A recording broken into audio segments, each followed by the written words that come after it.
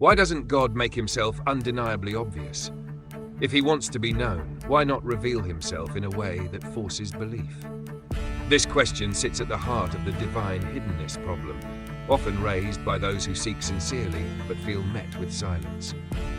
But the issue may not be God's absence. It may be our dimensional expectations. The re-engineered transcendental argument for God shifts the focus. It starts with the idea that human logic is dimensionally constrained.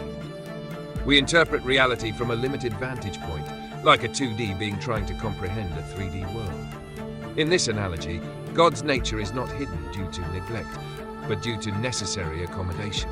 Still, that accommodation is not devoid of clarity. RTAG holds that while human reason is limited, it is not irrational. In fact, God has embedded rational pathways, like the contours of a higher dimensional shadow, within our dimension.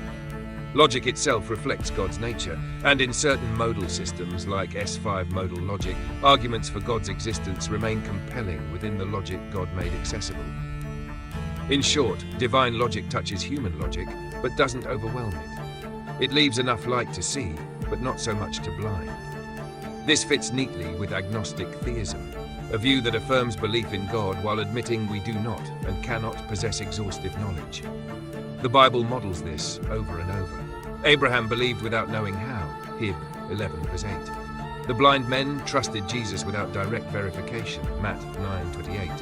And Jesus blessed those who believe without seeing, John 20:29. RTAG provides a philosophical home for this biblical pattern.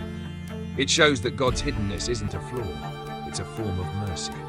As Exodus 33:20 reminds us, to fully see God would be too much for us.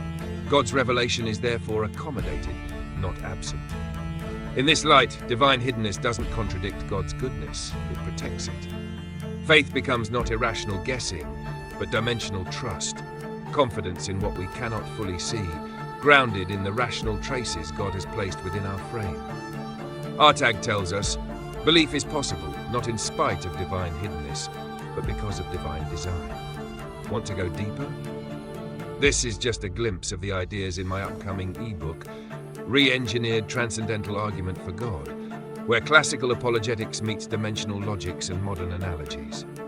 Follow me for updates, insights, and previews from the book. Let's rethink the foundations of reason, one layer at a time.